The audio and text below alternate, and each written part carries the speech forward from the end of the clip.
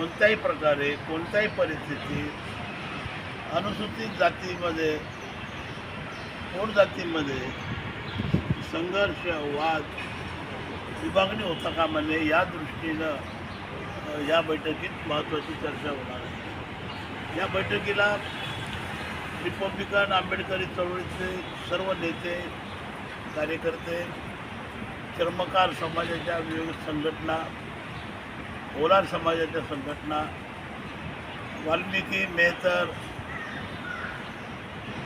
समाजाच्या संघटना या सर्व लोकांना आमंत्रित करण्यात आलेलं आहे। आणि त्यामध्ये रिपब्लिकन खोब्रागडे पक्षाचे महाराष्ट्र प्रदेशचे अध्यक्ष भाऊ सुनील निर्भवणे, ऐक्यवादी रिपब्लिकन पक्षाचे नेते माननीय दिलीप दादा जगताप, ऐक्यवादी रिपब्लिकन पक्षाचे नेते माननीय नाना इंदिसे, दलित पॅंथर संघटनेचे राष्ट्रीय अध्यक्ष बाळासाहेब पडवळ, स्वाभिमानी रिपब्लिकन युथ पक्षाचे माननीय सागर संसारे, त्याचबरोबर चर्मकार समाजाचे ज्येष्ठ नेते आणि गेली 10 वर्ष ते बुद्धिस्ट शेड्यूल कास्ट मिशनचे काम करत आहेत, त्यांचा प्रचंड असा अभ्यास आहे, असे अच्युत भोईटे, चर्मकार महासंघाचे नेते माननीय बबनराव घोलप, चर्मकार समाजाचे दुसरे मातब्बर नेते माजी मंत्री माननीय बाबूराव माने, त्या सर्वांना आपण आमंत्रित केलेलं आहे। त्या सर्वांना या विषयावरची कायदेशीर शास्त्रीय माहिती देण्यासाठी नाशिकचे माजी न्यायमूर्ती अनिल वैद्य यांना देखील आपण आमंत्रित केलेलं आहे। आणि या निमित्तानं निर्माण झालेली परिस्थिती कोणत्याही परिस्थितीमध्ये अनुसूचित जातीच्या 59 जातीमध्ये कोणताही वर्ग संघर्ष, मतभेद, वादविवाद होणार नाही याची काळजी घेण्यासाठी या बैठकीत चर्चा होऊ। या संदर्भात शासनाला करावाचा पाठपुरावा याची निश्चित दिशा, आंदोलनाची दिशा करणार आहे। समिती देखील निश्चित होऊन त्याची घोषणा होणार आहे। आणि या बाबतीत शासनाचं धोरण इतकं बेजबाबदारपणाचं आहे, शासनानं बदल समितीवर हरकती सूचना मागवल्या, पण बदल समिती काही जाहीर केली नाही। आमच्या संघर्ष समितीच्या माध्यमातून आम्हाला शासनाच्या निदर्शनास आणून द्यायचं आहे की बदल समितीच्या वर्गवारी जर करायची असेल तर त्यासाठी सर्वप्रथम शासनाकडे जातीनिहाय जनगणनेची आकडेवारी असली पाहिजे।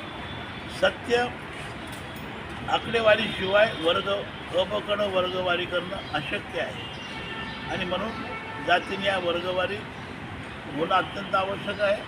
त्याचबरोबर महाराष्ट्र शासनाची भूमिका आहे की या बदल समितीच्या अहवालावर चर्चा करण्यासाठी महाराष्ट्र शासनाने सचिव पदाच्यावर अधिकाऱ्याची समिती नेमली, परंतु ज्या 59 जातींना वर्गवारीचा फटका बसणार आहे, नुकसान होणार आहे, त्या 59 जातीचा प्रतिनिधी, एकही प्रतिनिधी त्या समितीवर नाही।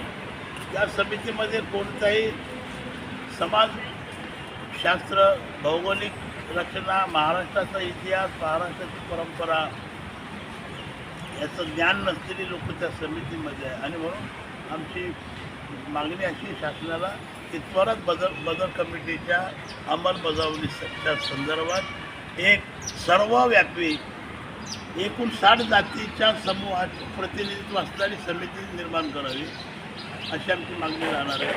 आणि उद्याच्या बैठकीची तयारी झाली आहे। उद्याची बैठक कदाचित या दृष्टीने एक ऐतिहासिक बैठक होणार आहे। आमचा प्रयत्न आहे की बदल कमिटी आणि अवकड वर्गवारीच्या नंतर महाराष्ट्रामध्ये जो प्रचंड असा रणकंदन उभं राहिलेलं आहे, अनुसूचित जातीच्या काही जाती आमने-सामने उभ्या ठाकलेल्या आहेत, याच्या निषेध म्हणून, याच्या पाठपुरावा म्हणून अनेक ठिकाणी मोर्चे आंदोलनं झाली। नाशिकमध्ये झालं, औरंगाबादला झालं, पुण्याला झालं, नागपूरला झालं, ठिकठिकाणी आंदोलन होत आहे।